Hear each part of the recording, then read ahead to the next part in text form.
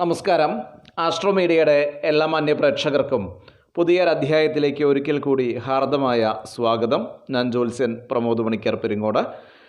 നമ്മൾ ഇന്നത്തെ എപ്പിസോഡിൽ കർക്കിടകക്കൂറിൻ്റെ പുതുവർഷ ഫലങ്ങളാണ് നമ്മൾ പരിശോധിക്കുന്നത്. കർക്കിടകക്കൂറ് എന്ന് പറയുമ്പോൾ പുണർദം നക്ഷത്രത്തിൻ്റെ അവസാനത്തെ 15 നാഴിക, പൂയം നക്ഷത്രം, ആയില്യം നക്ഷത്രം അടങ്ങുന്ന 2.25 നക്ഷത്രങ്ങളാണ് കർക്കിടകക്കൂറിൽ ഉൾപ്പെടുന്നത്. അപ്പോൾ കഴിഞ്ഞ എപ്പിസോഡുകളിലെല്ലാം പറഞ്ഞതുപോലെ ഓരോ വ്യക്തിക്കും ഓരോ ജാതകമുണ്ട്. അവരുടെ ജാതക ഫലങ്ങളും അതേപോലെ തന്നെ പൂർവ്വജന്മ സുഹൃതങ്ങളും ദുഷ്കൃതങ്ങളൊക്കെയാണ് ഒരു വ്യക്തിയുടെ ജീവിതം തീരുമാനിക്കുന്നത്. ഗുണമോ ദോഷമോ എന്നുള്ളത് തീരുമാനിക്കുന്നത് ഈ സുഹൃത ദുഷ്കൃതങ്ങളാണ്. ഓരോ വ്യക്തിക്കും ഓരോ ഗ്രഹനില ഉണ്ട് എന്നുള്ളത് മനസ്സിലാക്കുക. 1 കോടി ആളുകളുണ്ടെങ്കിൽ 1 കോടി ഫലങ്ങൾ നമുക്ക് ആ വ്യക്തികളുടേതായി പറയേണ്ടതായിട്ട് വരും. ഇത് പൊതുവായിട്ടുള്ള ഫലങ്ങളാണ്. ഇപ്പോൾ ഈ പുണർദം നക്ഷത്രമാണെങ്കിലും പൂയാണെങ്കിലും ആയില്യാണെങ്കിലും കേരളത്തിൽ തന്നെ അനേകം കോടി ജനങ്ങളുണ്ടാവും. 3.5 കോടിയോളം ജനങ്ങൾ കേരളത്തിൽ തന്നെയുണ്ട്. അപ്പോൾ ഇത്തരം ആളുകൾക്ക് ഒരേ അനുഭവങ്ങൾ ഉണ്ടാകുന്നില്ല എന്നുള്ളത് നിങ്ങൾ പ്രധാനമായിട്ട് ശ്രദ്ധിക്കേണ്ട ഒരു വിശേഷമാണ്. അപ്പോൾ ഈ കൊല്ലം തന്നെ പൂയ നക്ഷത്രക്കാർക്കും ആയില്യക്കാർക്കും ഒക്കെ പലതരം അനുഭവങ്ങൾ ഉണ്ടാകുന്നു. അതിന് കാരണം ഓരോ വ്യക്തിക്കും ഓരോ ജാതകമുണ്ട്. അതിൽ ഗ്രഹനിലയ്ക്ക് ഒരുപോലെ ആണെച്ചാലും അതിൻ്റെ ജനന രീതി അനുസരിച്ച്, ജനനത്തിൻ്റെ ലഗ്നമനുസരിച്ച്, അതിൻ്റെ നവാംശകമനുസരിച്ച്, അതിൻ്റെ മറ്റു ഷഡ്വർഗാദികളൊക്കെ അനുസരിച്ച് വ്യത്യാസങ്ങളുണ്ടായിരിക്കും. ഓരോ ഗ്രഹങ്ങൾക്കും അതിലെ അഷ്ടവർഗ ബിന്ദുക്കൾ നിൽക്കുന്നതിനനുസരിച്ച് വ്യത്യാസങ്ങളുണ്ടായിരിക്കും.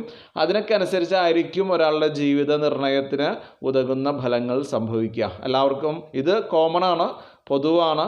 എല്ലാ അനുഭവത്തിൽ വരാൻ സാധ്യതയുള്ള ഫലങ്ങളാണ് ഇവിടെ പറയുന്നത്. ഒരാളുടെ ജാതകം നോക്കി മാത്രമേ അയാളുടെ ഭാവി കൃത്യമായിട്ട് നിർണ്ണയിക്കാൻ സാധിക്കൂ. പൊതുവായിട്ടുള്ള ഫലങ്ങൾ മാത്രമാണ് ഇവിടെ പറയുന്നത് എന്നുള്ളത് ഒരിക്കൽ കൂടി ഓർമ്മിപ്പിച്ചുകൊണ്ട് നമ്മളുടെ വിഷയത്തിലേക്ക് പ്രവേശിക്കുകയാണ്. 2025 മെയ് മാസം 14-ാം തീയതി വരെ ഈ കർക്കിടകക്കൂറുകാർക്ക് വ്യാഴം 11-ലാണ്. അതിനുശേഷം ഇപ്പോൾ 12-ലേക്ക് വരുന്നുണ്ട്. അപ്പോൾ വ്യാഴത്തിൻ്റെ സ്ഥിതി ഇത്തിരി മോശമാവാൻ പോവുകയാണ്. 2025 മാർച്ച് 29 വരയ്ക്ക് ശനി 8-ൽ, അതിനുശേഷം 9-ലേക്ക് വരുന്നുണ്ട് ശനി. 2025 മെയ് മാസം 18-ാം തീയതി വരയ്ക്ക് രാഹു 9-ൽ സഞ്ചരിക്കുന്നുണ്ട്. അതിനുശേഷം 8-ലേക്ക് വരും. കാരണം രാഹുകേതുക്കൾ പുറകിലേക്കാണ് സഞ്ചരിക്കുക എപ്പോഴും.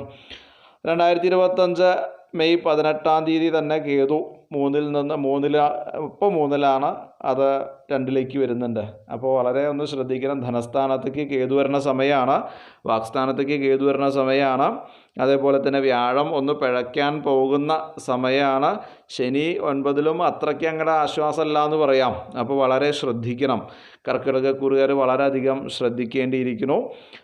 വർഷത്തിൽ ആദ്യം വർഷാദ്യം എന്ന് പറയുമ്പോൾ ആദ്യത്തെ ഒരു 6 മാസത്തേക്ക് വലിയ അപകടാവസ്ഥകളൊന്നും ഇല്ലാച്ചാലും എല്ലാവിധ മംഗളകർമ്മങ്ങളും സുഹൃജന സഹായങ്ങളും സംഗമങ്ങളും ദൂരയാത്രകളൊക്കെ സന്തോഷകരമായിട്ടുള്ള യാത്രകളൊക്കെ ഇവർക്ക് സാധിക്കും. അതുകൊണ്ട് തന്നെ മാനസിക സന്തോഷം ഒരു 6 മാസക്കാലത്തേക്ക് 2025 ഒരു ജൂൺ മാസം വരയ്ക്ക് മാനസികമായിട്ടുള്ള സന്തോഷം, മംഗളകർമ്മങ്ങളിൽ പങ്കെടുത്തതുകൊണ്ടുള്ള സന്തോഷം, പുതിയ സ്ഥലങ്ങൾ സന്ദർശിച്ചതുകൊണ്ടും ക്ഷേത്ര ദർശനമൊക്കെ നടത്തിയത് കൊണ്ടുള്ള സന്തോഷങ്ങളൊക്കെ ഉണ്ടാവും.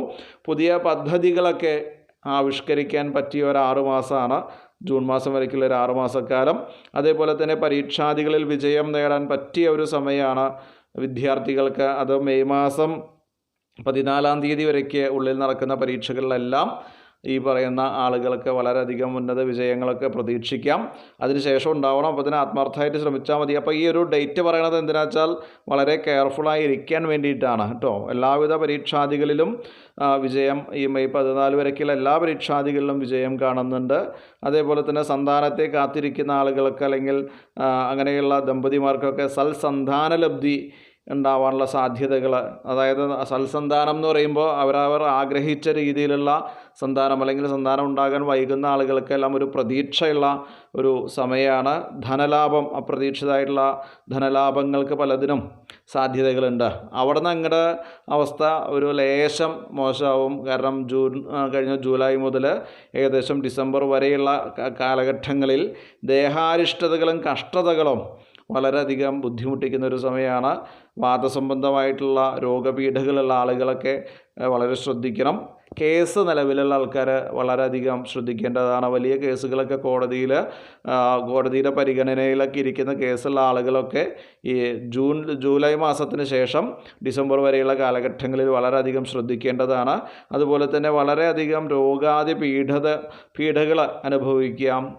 ഈ ഓപ്പറേഷൻ കഴിഞ്ഞിരിക്കുന്ന ആളുകളൊക്കെ ഉണ്ട് വെച്ചാൽ അവരൊക്കെ വളരെ ഒന്ന് ശ്രദ്ധിക്കണം. ചികിത്സകളെല്ലാം കൃത്യമായിട്ട് നടത്തുന്നതിൽ അപാകതകളൊന്നും വരുത്തരുത്, ഉദാസീനമായിട്ട് പെരുമാറരുത്.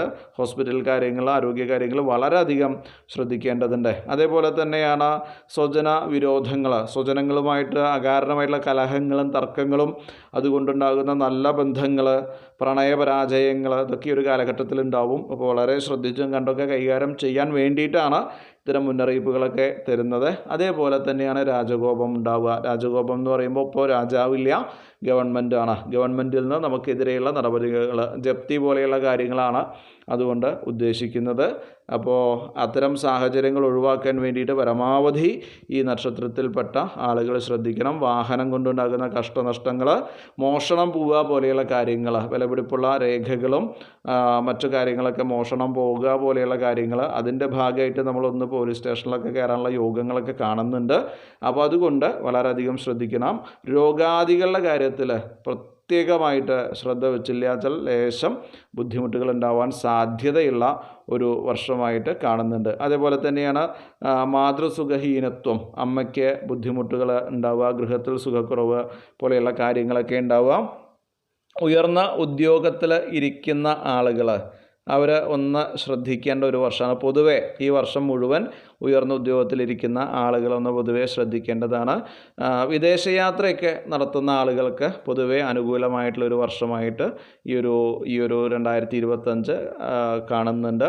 ഡിസംബർ അവസാനം കുറച്ച് കാര്യതടസ്സങ്ങൾ ഏറെ ഇരിക്കാൻ ഒരു സാധ്യതയും ഈ ഒരു വർഷം തന്നെ കാണുന്നുണ്ട്. ഉദ്ദേശിച്ച കാര്യങ്ങൾക്കൊക്കെ ഒരു ലേശം മുടക്കങ്ങളും തടസ്സങ്ങളൊക്കെ വരുന്ന ഡിസംബർ മാസത്തോട് കൂടിയിട്ടുണ്ടാവാനുള്ളതായ ഒരു സാധ്യതകൾ കൂടി കർക്കിടകക്കൂറുകാരെ സംബന്ധിച്ച് കാണുന്നുണ്ട്. അപ്പോൾ ഈ പറഞ്ഞ കാര്യങ്ങളൊക്കെ വളരെയധികം ഒന്ന് ശ്രദ്ധിച്ച് മുന്നോട്ട് പോവുകയാണെന്ന് വെച്ചാൽ പിന്നെ അവനവൻ്റെ ജാതകമൊക്കെ ഒന്ന് പരിശോധിപ്പിക്കുക. ഗ്രഹമാറ്റങ്ങൾ 2-3 പ്രസിദ്ധമായിട്ടുള്ള വ്യാഴം, ശനി, രാഹു കേതുക്കളൊക്കെ മാറുന്ന കാലഘട്ടമായതുകൊണ്ട് അവനവൻ്റെ ജാതകമൊക്കെ ഒന്ന് പരിശോധിച്ച് അതിൽ അഷ്ടവർഗ ബിന്ദുക്കളിലൊക്കെ സ്ഥിതി എങ്ങനെയൊക്കെ നോക്കി അതിനനുസരിച്ചിട്ട് മാത്രം ചാരഫലത്തെ അറിയുക. അത് അവനവന് വിശ്വാസമുള്ള ദൈവജ്ഞനെ കൊണ്ട് തന്നെ നോക്കിപ്പിക്കുക. പിന്നെ ആളുകൾ പലതും പറയും, പല കമൻറ്റുകളും ഇടും. സോഷ്യൽ മീഡിയ ആണത്. അപ്പോൾ അതിനൊക്കെ അത്ര ഗൗരവം കൊടുത്താൽ മതി. വാദിക്കാൻ വരുന്ന ആൾക്കാർ, തർക്കിക്കാൻ വരുന്ന ആൾക്കാർ, വിശ്വാസികൾ, അവിശ്വാസികളൊക്കെ ഉണ്ടാവും. അപ്പോൾ ആളുകളെ വഴിതിരിക്കാൻ വേണ്ടി പല മെസ്സേജുകൾ ഇടും. അതൊക്കെ നമ്മൾ ശാസ്ത്രീയമല്ല എന്നുള്ള രീതിക്ക് അതിനൊക്കെ തള്ളിക്കളയുക. നമുക്ക് ശാസ്ത്രീയമായിട്ടുള്ള കാര്യങ്ങൾ മാത്രം വിശ്വസിച്ചാൽ മതി. പിന്നെ പല വാഗ്ദാനങ്ങളും, ജ്യോതിഷം എന്ന ലേബലൊട്ടിച്ച് പല വാഗ്ദാനങ്ങളും നിങ്ങൾക്ക് കിട്ടും. രാജയോഗം ഉണ്ടാവും, ലോട്ടറി അടിക്കും എന്നൊക്കെ പറഞ്ഞിട്ട് അതിലൊന്നും വിശ്വസിക്കേണ്ട. മനസ്സിലായിണ്ടോ? നമുക്ക് ഓരോരുത്തർക്കും ഓരോ പൂർവാർജിതമായിട്ടുള്ള ഒരു സുഹൃതം ദുഷ്കൃതത്തിൻ്റെ ഫലമായിട്ടാണ് ഈ രാജയോഗങ്ങളൊക്കെ ഉണ്ടാകുന്നത്. അപ്രതീക്ഷിതമായിട്ടുള്ള ധനലാഭങ്ങളൊക്കെ പല ആളുകൾക്ക് ഉണ്ടാകുന്നതൊക്കെ അതിൻ്റെ ഭാഗ്യമാണ്. അത് ഈ ദശ മാറിയതുകൊണ്ടും അപഹാരം മാറിയതുകൊണ്ടൊക്കെ ചിലപ്പോൾ സംഭവിക്കാം. അവനവൻ്റെ പൂർവ്വജന്മ സുഹൃതം കൊണ്ട് സംഭവിക്കാം. അല്ലാതെ ഒരിക്കലും വ്യാഴമാറ്റവും ശനിമാറ്റവും രാഹുകേതുമാറ്റം കൊണ്ട് ആരും ധനികരും ദരിദ്രരും സമ്പന്നരും ഒന്നും ആവില്ല. അത് മനസ്സിലാക്കുക. ജാതകം മുഴുവനായി നോക്കി അതിലെന്തെങ്കിലും തരത്തിലായ ദുഷ്കൃതങ്ങളൊക്കെ ഉണ്ടെച്ചാൽ അത് ഉചിതമായ നിർദ്ദേശം തരുന്ന ദൈവജ്ഞൻ്റെ സമക്ഷം പോയി ചോദിച്ച് മേടിച്ച് കാര്യങ്ങൾ ചെയ്യാം. അപ്പോൾ നമ്മുടെ ആസ്ട്രോമീഡിയയിലെ പ്രേക്ഷകർ ഒരു 5-6 വർഷമായിട്ട് ഇത് സ്ഥിരം പറയുന്ന കാര്യമാണ്, കേൾക്കുന്ന കാര്യമാണ്. ഒരുപാട് മാറ്റങ്ങൾ അവരുടെ ജീവിതത്തിൽ ഉണ്ടായി എന്നൊക്കെ അറിയുന്നതിലും പ്രത്യേകമായിട്ട് വിളിച്ചറിയിക്കുന്നതിലൊക്കെ വളരെയധികം സന്തോഷം. നമ്മളെ പ്രവർത്തനം ഇനിയും ഇതേ രീതിയിൽ തന്നെ നമ്മുടെ ചാനലിൻ്റെ പ്രവർത്തനം മുന്നോട്ട് പോകും. എല്ലാ പ്രേക്ഷകരുടെ സപ്പോർട്ടും തീർച്ചയായിട്ടും പ്രതീക്ഷിക്കുന്നു.